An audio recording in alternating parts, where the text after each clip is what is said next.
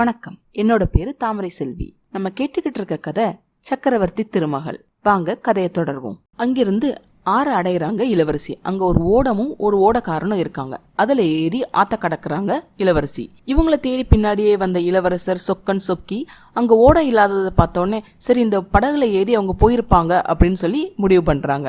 உடனே இளவரசர் வந்து சொக்கனையும் சொக்கியும் வாங்க எங்க ஊருக்கு போலாம் அப்படின்னு கூப்பிடுறாங்க. ஆனா அதுக்கு அவங்க மறுத்துடுறாங்க. நாங்க எங்க ஊரை விட்டு வந்து ரொம்ப நாள் ஆச்சு, நாங்க கிளம்புறோம் அப்படின்னு சொல்லி அவங்க போயிடுறாங்க.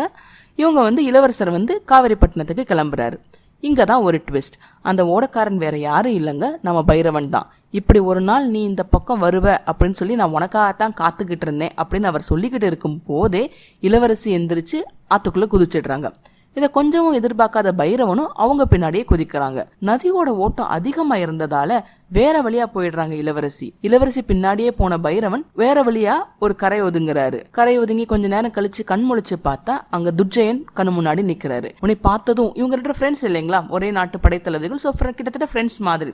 ஸோ அவங்கள கட்டிப்பிடிக்க வர்றாரு பைரவன். உடனே துர்ஜயன் ஸ்டாப் பண்ணி இல்ல நான் வந்து மன்னரோட ஆணைப்படி இங்க வந்திருக்கிறேன். உங்களை பார்த்த இடத்துல கண்டந்தண்டமா வெட்டி போட சொல்லியிருக்காரு மன்னர்.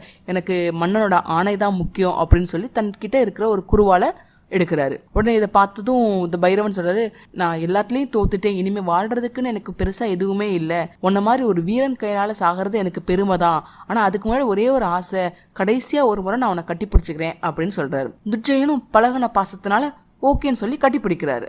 ஆனா பைரவன் அதையே சாதகமா யூஸ் பண்ணிக்கிட்டு துர்ஜயனை கொன்னுடுறாரு. துர்ஜயனை கொன்னதுக்கு அப்புறமா அவனோட குதிரையை எடுத்துக்கிட்டு போயிடுறாரு பைரவன். காவிரி பூம்பட்டினத்துக்கு வந்து சேர்றாரு இளவரசர். அவரோட மேக்கப் பலன் கிட்ட சொல்றாரு, கலா இங்கதான் இருக்கா அப்படின்னு.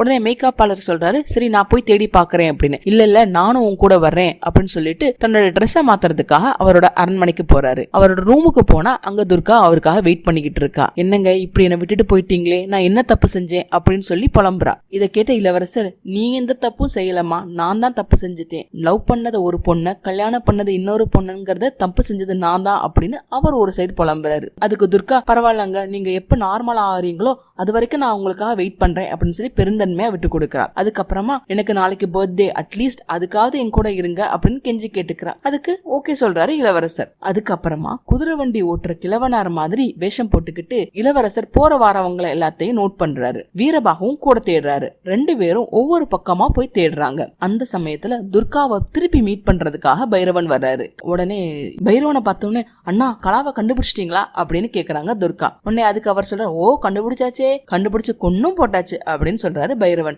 இதை கேட்ட துர்காவுக்கு பயங்கர அதிர்ச்சி. என்னது கொன்னு போட்டுட்டீங்களா, நீங்க ரெண்டு சேர்ந்து வாழணும்னு சொல்லிட்டு தானே நான் இவ்வளவு கஷ்டப்பட்டேன் அப்படின்னு சொல்லி டயலாக் விட்டுட்டு இருக்கும் போதே அவரோட ரூம, துர்காவோட ரூம தட்டுற மாதிரி சவுண்ட் கேக்குது. பைரவனை ஒளிஞ்சுக்க சொல்லிட்டு கதவை திறக்கிறாங்க துர்கா. கதவை தட்டினது வேற யாரும் இல்லைங்க, துர்காவோட அண்ணன் தான். சோ யார்கிட்டமா பேசிக்கிட்டு இருக்க அப்படின்னு சொல்லிக்கிட்டே ரூமுக்குள்ள வர்றாங்க. அப்போ பைரவன் திரைமறைவுல இருந்து வெளியே வந்து என்கிட்டதான் அப்படின்னு சொல்லி வெளியே வர்றாரு. உடனே அதுக்கு துர்கா, நீங்க ரொம்ப டயர்டா இருப்பீங்க, அதனால பால் குடிங்கன்னு சொல்லிட்டு பைரவனுக்கு தெரியாம விஷத்தை கலந்து அந்த பாலை கொடுத்துட்டு கூட கொஞ்சம் பொண்ணும் கொடுக்கறாங்க. அந்த பாலை வாங்கிட்டு குடிக்காம தூக்கி வீசிடுறாரு பைரவன். இன்னொருத்தி தாலியை கட்டிக்கிட்ட நீ விஷம் கொடுக்க கூட தயங்க மாட்டேன்னு சொல்லிட்டு பொண்ணை மட்டும் எடுத்துட்டு போயிடுறாரு. நதியில போன இளவரசிய சில பெண்கள் காப்பாத்துறாங்க. அவங்க அரண்மனையில வந்து பாட்டு பாடி டான்ஸ் ஆடுற கூட்டத்தை சார்ந்தவங்க. இந்த கூட்டத்துல இருக்கிற சில பெண்கள் நெக்ஸ்ட் டே இளவரசியோட பர்த்டேக்கு டான்ஸ் ஆட போறதுக்காக பிளான் பண்ணிருக்காங்க. இதை கேட்டதும் இளவரசிக்கு ஒரு கன்ஃபியூஷன். உடனே அந்த கூட்டத்தோட தலைவி மாதிரி இருக்கிறவங்க நான் போய் ஆடுறேன் அப்படின்னு கேட்டு பெர்மிஷன் வாங்கிக்கிறாங்க.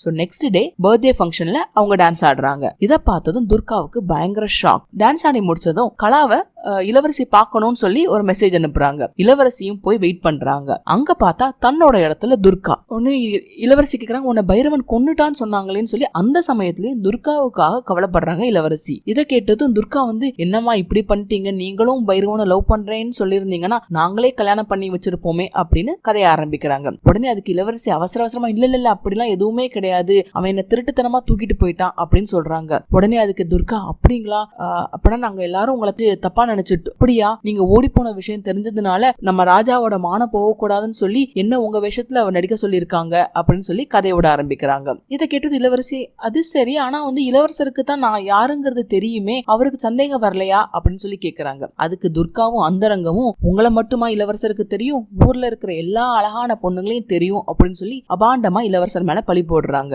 மேலும் மேலும் இளவரசரை பத்தி தப்பு தப்பா அந்தரங்கம் பேசுறாங்க. உடனே துர்கா அப்படிலாம் பேசாத, என்னானாலும் அவர் என்னோட ஹஸ்பண்ட், நீ அவர் என்னோட தலையெழுத்து இப்படி அப்படின்னு சொல்லி அடக்கிடுறாங்க. அதை கேட்டதும், நான் சக்கரவர்த்தி மகளா பிறந்தாலும் அந்த கடமையை நீ தான் பண்ணிருக்க, அதனால நீ தான் உண்மையான இளவரசி அப்படின்னு பெருந்தன்மையா விட்டு கொடுக்கறாங்க. நான் போயிடுறேன், நான் இந்த உலகத்தை விட்டே போயிடுறேன், ஆனா போறதுக்கு முன்னாடி அப்பாவை மட்டும் பார்த்துட்டு நான் நிரபராதின்னு சொல்லிட்டு போயிடுறேன் அப்படின்னு சொல்லி இளவரசி கெஞ்சுறாங்க. எனக்கு அதுக்கு மட்டும் ஹெல்ப் பண்ணு அப்படின்னு சொல்றாங்க. அதுக்கு துர்கா, சரி நானே உங்களை கூட்டிட்டு போறேன் அப்படின்னு சொல்லி அந்தரங்கத்துக்கிட்ட ஏற்பாடு பண்ண சொல்றாங்க. இப்போ அந்தரங்கம் அரண்மனையிலிருந்து ரகசியமா 2 பேரை கொண்டு போய் வெளியே விடணும் அப்படின்னு சொல்லி கிழவனார் விஷயத்துல போட்டிருக்க ஹீரோ கிட்டே கேக்குறாங்க. ஹீரோ யாரு அப்படின்னு கேட்டதுக்கு முதல்ல பதில் சொல்ல மறுக்கிறாங்க அந்தரங்கம். இல்லைன்னா நான் வரமாட்டேன் அப்படின்னு ஹீரோ பிகு பண்ண உடனே, சரி மகாராணியும் அவங்க கூட ஒரு அம்மாவும் அப்படிங்கிற ரகசியத்தை சொல்றாங்க. கலாவை பார்த்ததும் சந்தோஷம் வந்தாலும் இளவரசருக்கு ஒரு யோசனையோட எதுவும் சொல்லாம அமைதியா இருக்காரு. இந்த நடக்கிறது எல்லாத்தையும் பைரவன் பார்த்துடுறான். இளவரசர் தேரோட்ட கலாவும் துர்காவும் போறாங்க. அவங்கள ஃபாலோ பண்ணிக்கிட்டே பைரவன் பின்தொடர்றான். இடையில கொஞ்சம் ரெஸ்ட் எடுத்துட்டு நம்ம போலாம் அப்படின்னு சொல்லி துர்கா இளவரசி ஒரு பாலடைஞ்ச மண்டபத்துல தங்க வச்சுட்டு கிழவனார தனியா கூட்டிட்டு போறான். கலாவை துர்கா இளவரசி இளவரசின்னு கூப்பிடுறது இது எல்லாத்தையும் ஹீரோ பாத்துக்கிட்டு தான் இருக்காரு. கிழவனார்கிட்ட ஒரு கத்தியை கொடுத்து கலாவை கொன்னுரு அப்படின்னு சொல்லி சொல்றாங்க துர்கா. கிழவனாரும் இளவரசியை கொல்ற மாதிரி நடிக்கிறாங்க. இதை பார்த்த இளவரசி அதிர்ச்சி அடைஞ்சு துர்கா துர்கா அப்படின்னு கூப்பிடுறாங்க. இளவரசிக்கு ஹெல்ப் பண்ணாம தள்ளி நின்றுட்டு சீக்கிரம் கொன்னுடு அப்படின்னு சொல்றதையும் இளவரசி கேட்டுறாங்க. உடனே அதிர்ச்சியாகி, என்னோட அப்பா கிட்ட கூட்டிட்டு போறேன்னு தானே சொன்னேன், ஏன் இப்படி பண்ற, நான் உனக்கு என்ன தப்பு செஞ்சேன், என்னோட அரச வாழ்க்கையை எடுத்துக்கிட்ட, ஹஸ்பண்ட எடுத்துக்கிட்ட, இப்ப என் உயிரையே எடுத்துக்க ட்ரை பண்றியே மோசக்காரி அப்படின்னு திட்டுறாங்க. இதெல்லாம் கேட்க சகிக்க முடியாம துர்கா என்ன பண்றாங்க, இளவரசியோட கண்ணத்துல பலார்னு அரைஞ்சிடுறாங்க. அதை பார்த்ததும் கிழவனாருக்கு பயங்கர கோவம் தாங்க முடியல. நடுவுல புகுந்து துர்காவோட கண்ணத்துல அரைஞ்சிடுறாங்க. கொஞ்சமும் எதிர்பார்க்காத துர்கா, கிழவா எதுக்கு நீ என்ன இப்படி பண்ண அப்படின்னு கேட்டுட்டு இருக்கும் போது பைரவன் உள்ள வர்றாரு. பைரவனை பார்த்ததும் இளவரசி பயந்துடுறாங்க. கிழவனார்கிட்ட போய், தாத்தா என்ன காப்பாத்துங்க அப்படின்னு கெஞ்சுறாங்க. அதுக்கு கிழவனாரு, இல்ல உனக்கு கொல்றதுக்கு தான் எனக்கு பைசா கொடுத்துருக்காங்க, காப்பாத்துறதுக்கு இல்ல அப்படின்னு சொல்றாரு. அதுக்கு அந்த இளவரசி, அட்லீஸ்ட் அப்பா என்ன கொல்லவாது செய்யுங்க, மானம் போறதை விட உயிர் போறது எவ்வளவோ பரவாயில்ல அப்படின்னு கெஞ்சுறாங்க. கலாவை இழுத்துட்டு போக ட்ரை பண்றாரு பைரவன். கிழவனாருக்கும் பைரவனுக்கு இடையே சண்டை ஆரம்பிக்குது. இந்த சமயத்துல கலாவை கொலை செய்ய துர்கா ஒரு கத்தியை வீசுறாங்க. ஆனா குறி தப்பிடுது.